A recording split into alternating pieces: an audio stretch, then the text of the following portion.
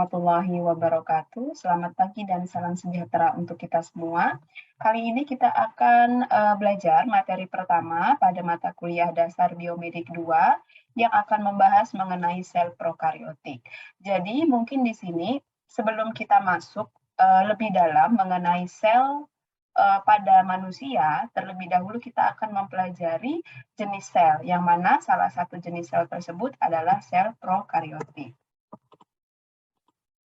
Nah, jadi sel sebenarnya itu dapat dibedakan menjadi dua jenis berdasarkan ada tidaknya membran inti sel, yaitu sel eukariotik dan sel prokariotik. Sel eukariotik ini biasanya merupakan sel penyusul makhluk hidup tingkat tinggi. Makhluk hidup tingkat tinggi itu seperti siapa? Seperti manusia, hewan, tumbuhan, bahkan jamur. Nah, sementara prokariotik adalah jenis sel yang biasanya itu tergolong dalam makhluk hidup tingkat rendah, seperti bakteri dan archaea. Nah, perbedaan mereka berdua ini dibedakan menjadi eukariotik dan prokariotik berdasarkan ada tidaknya membran inti. Ini kamu bisa lihat di sini, ini adalah intinya. Di sini kamu bisa lihat bahwa inti pada eukariotik itu benar-benar terpisah dari lingkungan luar karena ada membran yang memisahkan mereka.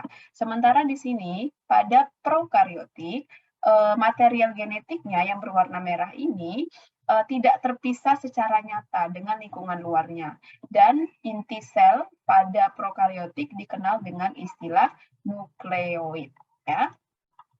Nah, sel prokariotik itu merupakan sel tanpa membran inti, artinya inti sel yang mengandung material genetik ini tidak terpisah nyata dari lingkungan sekitarnya atau dari sitosolnya.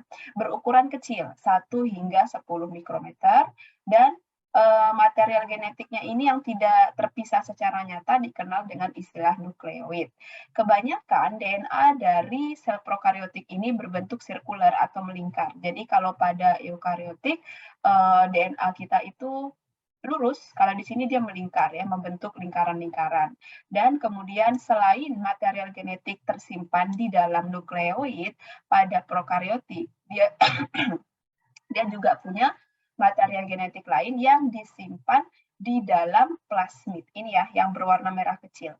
Jadi plasmid ini adalah bagian dari tubuh prokariotik yang unik karena dia membawa material genetiknya sendiri. Nah, nanti kita akan bahas lebih lanjut apa perbedaan material genetik yang ada di plasmid dan yang ada di dalam nukleoid. Kemudian sebagian besar dari sel prokariotik ini dilengkapi dengan dinding sel, ya, dia punya dinding sel di sini, dan seluruh aktivitas metaboliknya terjadi di dalam sitoplasma. Sito itu sel, plasma itu cairan. Artinya sitoplasma adalah cairan di dalam sel. Jadi di dalam sel ini penuh dengan cairan yang semi padat kayak gel ya. Dan disitulah semua aktivitas metabolik membuat energi, menghasilkan zat sisa, makan, dan sebagainya terjadi. Contoh dari prokariotik adalah cyanobacteria, archaea, dan bakteri. Nah, ini lebih detailnya. Ini yang kita kenal dengan nama nukleoid, ini adalah plasmidnya, ini adalah cairan sitoplasmanya, ini yang tebal adalah kapsul, ini tipe bakteri berkapsul, ada juga bakteri yang tidak punya kapsul ya. Kemudian ini ada dinding sel, ada membran sel, dan kemudian di sini ada sitoplasma, di sini ada flagella. Flagella ini alat geraknya, dan di sini ada villi. Villi ini bulu-bulu halus pada tubuh si bakteri. Nah, ini adalah bentuk-bentuk bakteri. Ini kalian saya perkenalkan sedikit tentang bentuk bakteri karena nama dari bakteri biasanya akan sangat terkait dengan bentuknya. Semisal di sini bentuknya bulat, maka bakterinya itu akan memiliki nama kokus atau disebut kokus. Jadi biasanya bakteri yang ada nama kokus-kokusnya itu berbentuk bulat. Kemudian ada lagi bakteri yang bentuknya itu kapsul ya. Kapsul seperti ini atau rod dikenal dengan istilah bacillus. Jadi kalau kamu mendengar nama bakteri Bacillus anthracis atau Bacillus subtilis, nah berarti bentuknya adalah bentuk batang. Kemudian ada lagi bentuknya curved rod atau bentuknya itu batang bengkok ya. Di sini namanya adalah Vibrio. Jadi kelompok-kelompok bakteri yang namanya ada kata Vibrio berarti berbentuk batang yang bengkok. Kemudian di sini ada lagi yang dia berbentuknya spiral, dikenal dengan istilah spirillum. Jadi bakteri dengan nama spirillum bentuknya akan spiral, dan ada lagi yang dia spiralnya itu lebih keriting lagi ya, disebut spiroset ya di sini. Jadi nama-nama ini, nama-nama bentuknya akan sangat terkait dengan nama dari si bakteri itu sendiri.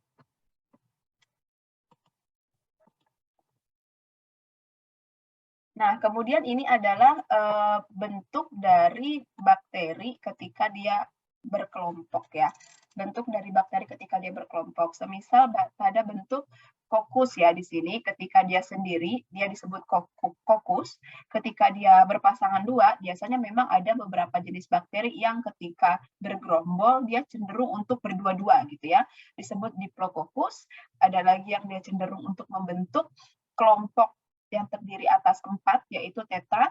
Ada lagi ini yang membentuk rantai panjang. Nah, ini disebut dengan Streptococcus. Jadi, kalau ada bakteri yang namanya Streptococcus, itu pasti ketika mengelompok, dia akan membentuk rantai panjang. Sementara yang bentuknya Staphylococcus, dia akan bergerombol secara acak, seperti ini ya. Jadi, itu adalah beberapa bentuk dan susunan dari bakteri, yang mana bentuk dan susunan tadi akan mempengaruhi tipe namanya ya. Jadi kamu bisa mengira-ngira bentuk dan susunan dari bakteri tersebut berdasarkan namanya. Ini ada lagi Bacillus ya. Kalau dia Bacillus seperti ini dia cenderung untuk sendirian, tapi kalau dia Streptobacillus dia cenderung untuk membentuk suatu rantai panjang. Nah, kita sudah mengenal sel prokariotik dalam hal ini ya, contohnya adalah bakteri dan bagaimana bentuk-bentuknya.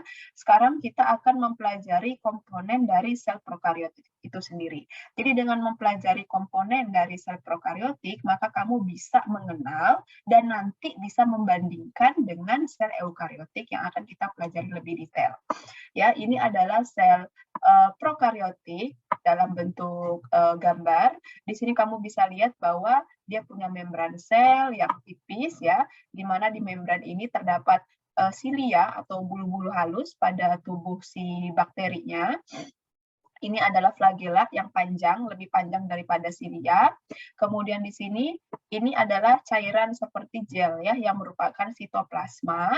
Kemudian di sini, nah yang berwarna oranye ini adalah material genetik pada sel prokariotik, yang mana material genetik ini tidak terpisah secara nyata dari sitoplasma di prokariotik dan dikenal dengan istilah nukleoid. Nah, ini kalau kita lihat dalam bentuk gambar yang mungkin lebih jelas, ini adalah material genetiknya, nukleoid, kemudian yang berwarna merah ini adalah ribosom, ya. Kemudian ada lagi plasmid, kemudian ada inclusion, ada sitoplasma cairan, ini cilia atau fimbriae ya, jadi biasanya dikenal dengan nama cilia atau fimbriae, ini flagellum dan ini ada villi ya, jadi ini adalah struktur dasar dari sel prokariotik. Nah, komponen pertama yang akan kita bahas adalah dinding sel. Jadi dinding sel itu adalah komponen yang dimiliki oleh hampir semua prokariotik ya. Tidak semua, tetapi hampir semua, terutama bakteri. Nah, dinding sel ini bersama dengan sitoskeleton, sito itu sel, skeleton itu adalah tulang, artinya tulang sel ya. Sitoskeleton itu kayak kita manusia punya tulang, maka si prokariotik juga punya tulang sel. Nah, dinding sel bersama dengan sitoskeleton berfungsi untuk menjaga bentuk dari sel sehingga tidak berubah akibat adanya perbedaan tekanan osmotik. Jadi, kenapa bakteri bisa bentuknya tetap Bacillus seperti ini, atau tetap bulat, atau tetap vibrio, dia nggak berubah bentuk gitu ya, karena memang dia memiliki dinding sel dan tulang sitoskeleton yang menjaga bentuknya tetap stabil seperti ini, meskipun tekanan osmotik di luar berubah. Kita akan bahas nanti ya, bagaimana mekanisme dari perubahan tekanan osmotik tadi. Nah, tekanan osmotik ini terjadi akibat adanya perbedaan konsentrasi antara larutan di luar dan di dalam sel. Perbedaan ini akan mengakibatkan air dapat masuk atau keluar dari dalam tubuh si bakteri. Jadi ingat, kalau pada prokariotik, mereka merupakan makhluk hidup tingkat rendah.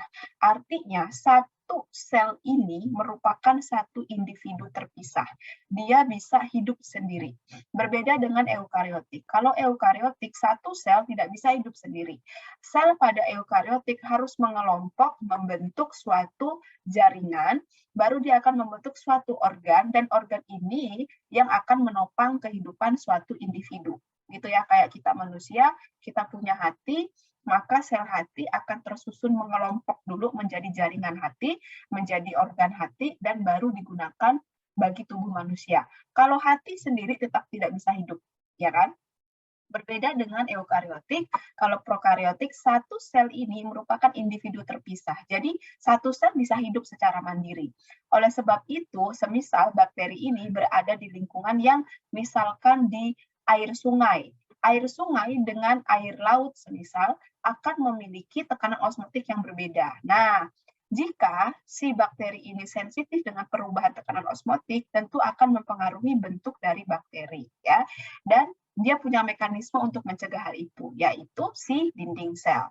Nah, kemampuan sel untuk dapat bertahan dari perubahan tekanan osmotik dikenal dengan istilah tonisitas.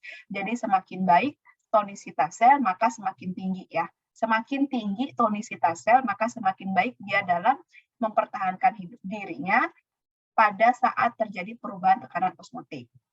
Nah, apa itu tekanan osmosis atau osmotik? Kita akan bahas pelan-pelan ya. Tekanan yang ideal adalah tekanan dalam kondisi larutan isotonik, di mana ini adalah sel, ya, ini adalah sel. Kita anggap di dalam sel ini dia mengandung 20% padatan dan 80% air. Artinya airnya lebih banyak daripada padatannya, yaitu 80%. Lingkungan luarnya sama, 80% air, 20% padatan. Sehingga tidak ada perbedaan antara jumlah air di dalam dan di luar sel. Dan ini dikenal dengan istilah larutan isotonik. Dan karena tidak adanya perbedaan antara larutan atau air di dalam dan di luar sel, maka pada kondisi isotonik tidak terjadi perbedaan tekanan osmotik yang signifikan. Sehingga air dapat keluar dan masuk tanpa mengubah tekanan osmotik ya. Yang kedua, pada larutan hipertonik. Di sini sel tetap memiliki air 80%, larutannya padatannya 20% ya di dalam selnya. Tapi di lingkungan berubah. Lingkungan luarnya mengandung air lebih rendah, yaitu hanya 40%, sementara padatannya ada 40%. Kamu bisa lihat ya di sini bahwa air di dalam sel 80% lebih banyak daripada air di luar sel yang 60%. Air itu akan selalu mengalir dari tempat yang tinggi ke tempat yang rendah, sehingga akan terjadi proses keluarnya air dari dalam sel ke luar sel. Dan ini terjadi secara otomatis ya pada kondisi larutan hipertonik. Nah, proses atau kondisi di mana air di dalam sel keluar ke lingkungan dan menyebabkan si selnya menjadi mengkerut disebut dengan krenasi. Jadi proses ini akan membuat sel mengkerut ya. Pada kondisi hipotonik sebaliknya, cairan di dalam sel tetap 80% dengan padatan 20%, sementara larutan di luar selnya berubah. Jadi jumlah air di luar selnya ini lebih besar, yaitu 90%, sementara padatannya hanya 10%. Ingat konsepnya, air akan mengalir dari tempat tinggi ke tempat yang rendah, sehingga air di luar sel, di lingkungan, akan masuk ke dalam sel. Ya, karena lebih rendah nih air di dalam selnya. Dan kondisi ini lama-kelamaan akan membuat sel mengembang karena diisi air terus-menerus dan akhirnya akan rusak, pecah dan dikenal dengan nama lisis ya. Itu adalah konsep dari osmosis itu sendiri. Nah, dengan adanya dinding sel ini akan mencegah terjadinya krenasi maupun lisis secara mendadak pada tubuh si bakteri. Nah, pada kondisi hipertonik yang tadi yang harusnya sel akan mengalami krenasi, dengan adanya dinding sel, sel tidak akan mengalami krenasi, tetapi dia hanya akan mengalami plasmolisis. Plasmolisis itu adalah kondisi di mana membran selnya lepas, menyusut karena airnya berkurang gitu kan, tetapi dinding sel tetap stabil sehingga ketika air kembali dalam jumlah yang normal, dia akan mengembang lagi, dia tidak rusak ya. Sementara pada kondisi hipotonik, selnya tidak akan lisis, tidak akan pecah karena ada dinding sel yang akan mencegah membran selnya itu mengembang tanpa batas. Seperti apa? Ini dia ya. Pada larutan isotonik, dinding selnya tetap normal, jumlah airnya normal. Pada kondisi hipertonik, yang tadi air akan keluar dari dalam sel, ini membran sel ya, membran sel. Air ini kan keluar nih, sehingga membran selnya akan lepas dari dinding sel, ini dinding selnya. Nah, kemudian dia akan mengkerut, tapi tidak rusak. Karena ada dinding sel ini, jadi bentuk selnya tetap, kalau bulat ya tetap bulat. Kalau dia batang tetap batang, tetapi di dalamnya membran selnya ini mengalami plasmolisis atau dia lepas. Tapi ketika nanti kondisi sudah ideal kembali, sudah isotonik lagi, maka dia akan kembali seperti semula. Sementara itu pada kondisi hipotonik tadi, harusnya si sel itu akan kelebihan cairan dan nanti lama-lama dia akan meledak. Tetapi karena adanya dinding sel yang kaku, maka cairan yang masuk akan terbatas. Karena di sini ada dinding sel yang membatasi ruang masuknya si air, sehingga tidak terjadi pembengkakan dan lisis pada sel. Jadi itu adalah peran dari dinding sel yang terdapat terutama pada bakteri. Nah, dinding sel bakteri ini tersusun atas suatu struktur yang dikenal dengan nama peptidoglikan, yang mana tersusun atas subunit 6 dan NAG. Nah, akibat adanya peptidoglikan ini, bakteri dapat dibagi menjadi dua tipe, yaitu bakteri gram negatif, artinya bakteri ini dinding selnya lebih tipis, yaitu hanya kurang dari 4 nanometer. Sementara pada bakteri gram positif, dia memiliki dinding sel peptidoglikannya ini lebih tebal, yaitu 30 hingga 100 nanometer. Jadi itu ya perbedaannya. Kenapa dibedakan, Bu? Jadi ketika bakteri gram negatif ini diwarnai, karena dia tipis, dia tidak bisa mempertahankan warna yang diberikan. Sehingga nanti ketika pewarnaan dilakukan, kita bisa membedakan yang mana yang bakteri gram positif, yang mana bakteri gram negatif, gitu ya, berdasarkan jenis warnanya. Nanti kalau misalkan pewarnaan pada gram positif, karena dia tebal, dia bisa mempertahankan warna, sehingga ketika diamati di bawah mikroskop, dia akan memiliki warna yang berbeda dari bakteri gram negatif. Selain itu, perbedaan dinding sel ini, dinding sel ini juga akan mempengaruhi bagaimana treatment terhadap bakteri. Semisal manusia mengalami infeksi dan ternyata infeksi tersebut disebabkan oleh bakteri gram negatif, dia akan berbeda pengobatannya dengan bakteri gram positif. Ya, jadi memang karakteristik ini sangat mempengaruhi bagaimana bakteri diwarnai dan juga bagaimana infeksi oleh bakteri tersebut diobati ya. Nah, kemudian struktur yang kedua pada sel prokariotik adalah nukleoid. Ini adalah penampang dari prokariotik di bawah mikroskop elektron. Ini yang bagian dalam ini merupakan nukleoid. Kamu bisa lihat di sini bahwa tidak ada membran yang memisahkan antara nukleoid dengan lingkungan sekitar. Warna hijau ini hanyalah garis semu, garis yang dibuat di komputer ya, untuk bisa membedakan mana bagian inti sel dengan mana bagian yang bukan inti sel. Kemudian plasmid. Nah, ini yang unik nih. Plasmid itu juga sama mengandung DNA seperti pada nukleoid. Tetapi DNA-nya berbentuknya agak berbeda. Dia lebih kecil dari segi ukuran, berbentuknya sama ya, melingkar, dan dia merupakan rantai ganda. Kalau pada bakteri, dia itu rantai ganda juga, tapi tergantung karakteristik bakterinya lagi, gitu ya. Nah, dalam satu sel bisa terdapat ratusan plasmid. Kalau pada nukleoid, satu sel ini hanya punya satu area nukleoid. Sementara dalam satu bakteri ini akan ada banyak plasmid ya, lebih dari satu plasmid. Nah, sebenarnya apa yang dibawa oleh si plasmid ini? Plasmid ini akan membawa sifat genetik yang penting pada proses bertahan hidup bakteri. Misalkan kemampuan bertahan dari antibiotik. Jadi, kalau nukleoid ini membawa material genetik yang akan mengatur kehidupan si sel secara keseluruhan. Kapan sel membelah diri, kapan sel itu menghasilkan energi, kapan sel mengeluarkan metabolit dan lain-lain. Intinya material genetik di dalam sini adalah untuk kehidupan si sel secara keseluruhan. Tetapi material genetik pada plasmid itu biasanya membawa senjata, membawa mekanisme pertahanan tambahan bagi si bakteri.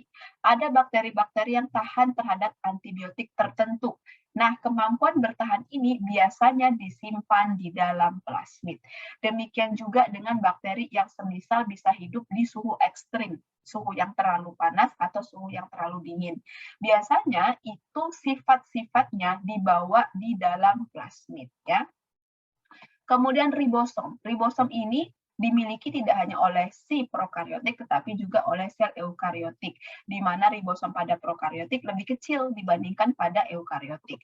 Fungsi utamanya adalah untuk sintesis protein. Nah, jadi prokariotik ini adalah sel yang pastinya dia butuh protein untuk kehidupan sehari-harinya, dan komponen yang menghasilkan itu adalah ribosom. Kemudian ada lagi yang namanya inclusion. Inclusion ini adalah seperti kantong-kantong pada sel prokariotik yang berfungsi sebagai tempat menyimpan nutrisi tambahan atau nutrisi berlebih. Jadi semisal prokariotik ini hidup di suatu lingkungan yang kaya akan nutrisi, maka dia akan menyetok nutrisi tadi ke dalam kantong-kantong. Kalau pada manusia seperti lemak ya. Jadi orang yang kebanyakan lemak itu pasti kebanyakan makan. Nah, jadi tubuh manusia menyimpan nutrisi berlebih itu dalam bentuk lemak. Nah, kalau pada bakteri dia menyimpan dalam bentuk inclusion. Selain itu, inclusion ini juga dibuat untuk mencegah terjadinya tekanan osmotik pada sel.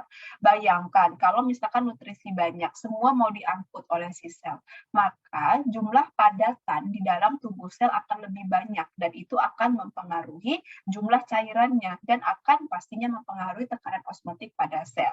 Dengan dimasukkan ke dalam kantong-kantong khusus, maka perubahan tekanan osmotik itu tidak akan terjadi. Oke. Nah, di sini biasanya inclusion itu digunakan untuk menyimpan glikogen dan pati yang akan digunakan sebagai sumber energi bagi sel. Tetapi pada beberapa jenis bakteri tertentu, inclusion ini juga bisa digunakan untuk menyimpan material khusus seperti menyimpan fosfat yang digunakan pada produksi biofilm pada bakteri, yang mana kantongnya disebut sebagai volutin.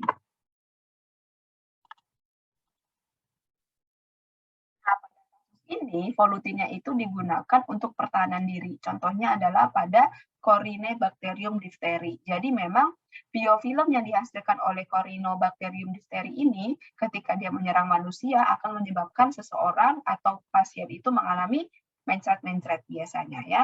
Ada lagi penyimpanan sulfur oleh Thiobacillus itu juga digunakan untuk pertahanan diri bagi si bakteri tersebut. Kemudian ada lagi yang dikenal dengan nama endospora. Nah, endospora ini adalah struktur yang melindungi bakteri, melindungi bagian luar tubuh bakteri, dan fungsinya itu untuk menjaga bakteri tetap bisa hidup. Ya, jadi endospora ini kayak semacam pelapis tambahan bagi si bakteri. Ketika endosporanya ini diaktifkan, maka bakteri dapat tetap bertahan hidup meskipun tidak ada air, tidak ada makanan, ataupun pada kondisi ekstrim seperti paparan bahan kimia, suhu ekstrim, dan juga radiasi. Jadi dia semacam perlindungan tambahan yang akan membuat sel dorman atau tidur. Ya, ketika kondisi tidak memungkinkan bagi sel untuk berkembang biak, tidak ada makan, tidak ada air, suhunya terlalu ekstrim, maka endospora akan dikeluarkan dan akan melindungi tubuh si bakteri, dan bakterinya jadinya dorman atau jadinya tidur. Jadi dia akan tidur dengan adanya endospora ini hingga nanti kondisinya ideal dan dia bisa kembali berkembang biak, gitu ya. Nah, karakteristik endospora itu yaitu dapat melindungi bakteri dari perubahan suhu yang ekstrim dan radiasi ketika diwarnai tidak menyerap pewarna gram, sehingga untuk membedakan antara bakteri memiliki endospora atau tidak, biasanya akan diwarnai dengan pewarna tertentu atau pewarna khusus, pewarna tambahan. Nah, endospora ini akan muncul ketika sel pada kondisi dehidrasi atau tidak ada air dan tidak adanya aktivitas metabolisme. Artinya, kondisi lingkungan tidak ideal bagi sel untuk melakukan aktivitas metabolisme dan berkembang biak. Kemudian, dengan adanya endospora ini, maka sel akan dorman atau akan tidur dan dia tidak akan melakukan kegiatan metabolisme apapun. Nah, contoh-contoh bakteri dengan endospora seperti Bacillus anthrax, penyebab penyakit antraks, yang mana bakterinya pada kondisi dorman akibat endospora ini dapat bertahan hingga puluhan tahun. Jadi antraks ini adalah penyakit yang biasanya menjangkiti sapi. Ya, ketika ditemukan Bacillus anthrax pada sapi, dagingnya tidak boleh dikonsumsi karena mau dipanggang, mau dimasak seperti apapun, kemungkinan besar endospora tetap bisa bertahan hidup karena endospora ini akan melindungi si bakteri Bacillus anthracis ini dari kondisi ekstrim termasuk pemanasan. Sehingga biasanya sapi yang teridentifikasi terinfeksi Bacillus anthracis akan dimusnahkan, dibakar ya, karena nggak boleh dikonsumsi. Ada lagi Clostridium tetani, penyebab tetanus, Clostridium botulinum. Ini pernah terjadi kasus di mana ditemukan Clostridium botulinum pada susu-susu bayi. Dan ini sangat berbahaya ya. Nah, kemudian komponen lainnya yaitu filamen appendix. Ini ya, buntutnya ini ya, filamen atau tadi itu disebut flagella ya. Nah, ini merupakan protein yang memanjang dari tubuh si bakteri. Nah, dia ini berfungsi sebagai alat interaksi antara si bakteri dengan lingkungan sekitar.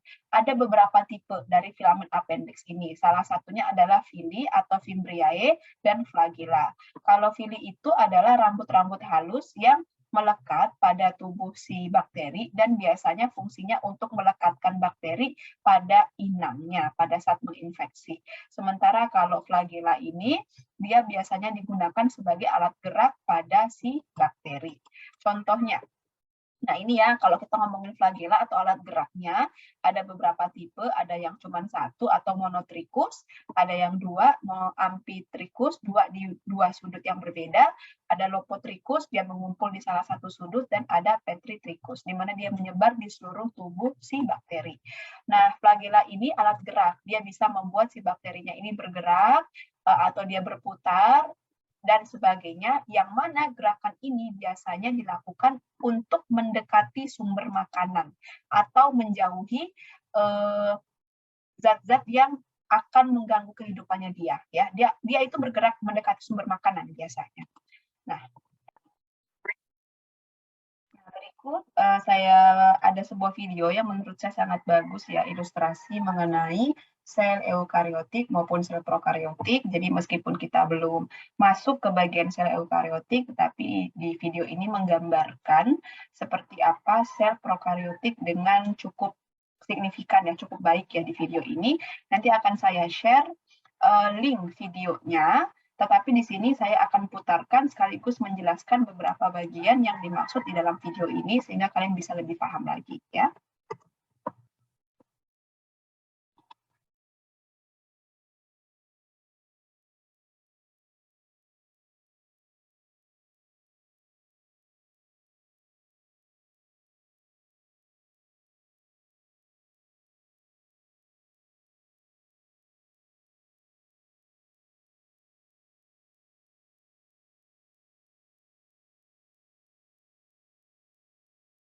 Nah, di sini dilihat ya, bahwa pada video ini dia membedakan sel menjadi dua, yaitu eukariotik dan prokariotik.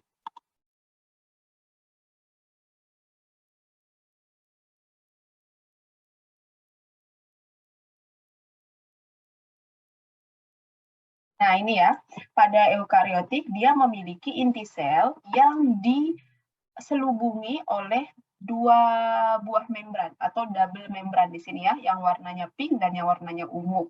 Jadi ini yang membuat material genetik pada sel eukariotik terpisah secara total dan secara nyata dari lingkungan sekitarnya dan dikenal dengan nama nukleus.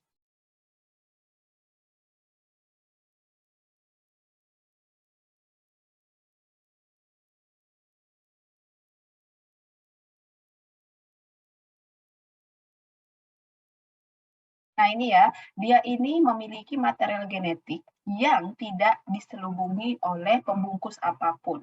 Dan material genetik ini dikenal dengan nama nukleoid, bukan nukleus ya, berbeda nama di sini. Kamu bisa lihat ya, tidak ada selubung apapun yang memisahkan antara nukleoid ini dengan lingkungan sekitarnya.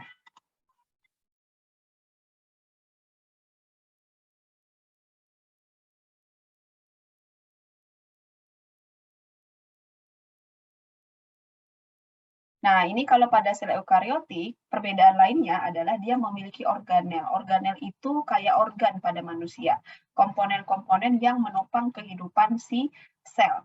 Nah, yang mana organelnya ini juga punya membran. Ini kamu bisa lihat ya, ini membran pada organel, dan di sini apa namanya? Masing-masing organel ini bermembran dan memiliki fungsinya yang spesifik untuk mendukung kehidupan si sel. Salah satunya mitokondria, retikulum endoplasma, badan Golgi, pada tanaman ada kloroplas ya organelnya.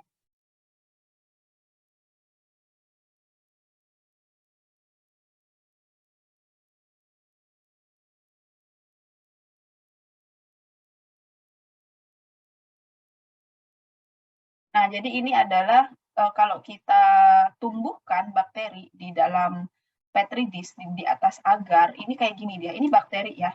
Ini koloni-koloni bakteri yang kamu lihat. Ya, memang bakteri nggak bisa dilihat dengan mata telanjang. Harus dengan menggunakan bantuan mikroskop. Tetapi kalau kamu kembangkan, bisa seperti ini. Ini koloni-koloni bakteri.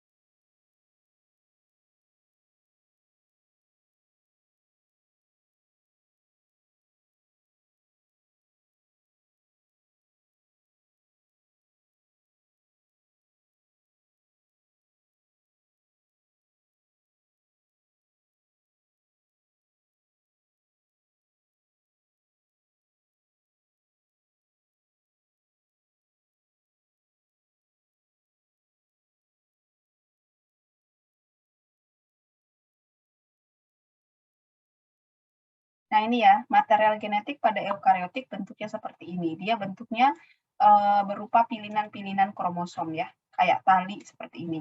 Beda dengan prokariotik.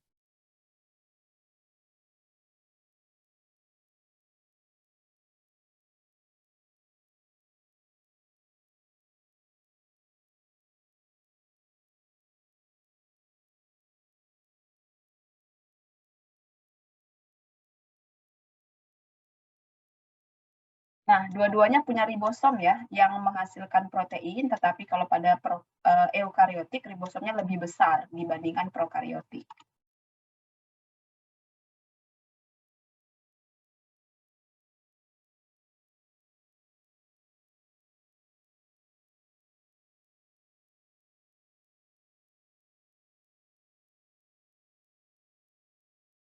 Nah, jadi kalau pada prokariotik, dia itu bereproduksi dengan cara membelah diri. Jadi ketika dia bereproduksi, dia itu akan membuat klonnya. Klonnya yang sama persis dengan orang tuanya. Beda dengan eukariotik. Kalau eukariotik itu karena dia merupakan sel penyusun makhluk hidup tingkat tinggi, biasanya akan dibentuk akan memiliki keturunan melalui proses seksual atau perkawinan.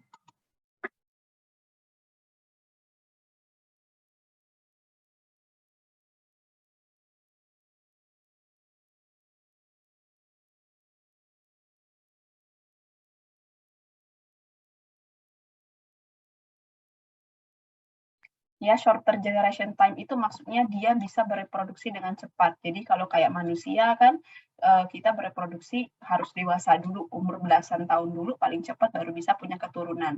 Kalau mereka ini biasanya dalam hitungan jam, itu bisa punya keturunan baru, ya.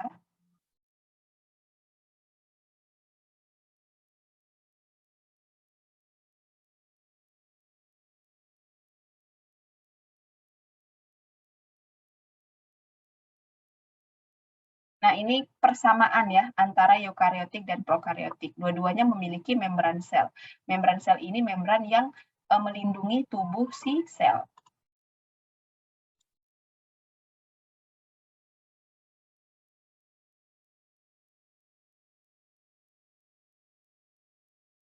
Nah, ini ya membran pada eukariotik, dia ini selektif, jadi dia akan memisahkan apa yang bisa masuk dan keluar dari dalam selnya.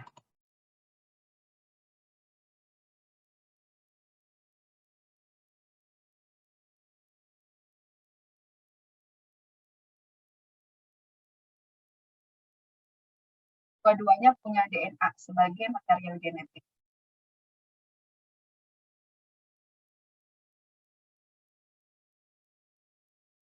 Dia punya sitoplasma, dua-duanya, dia juga punya sitoplasma.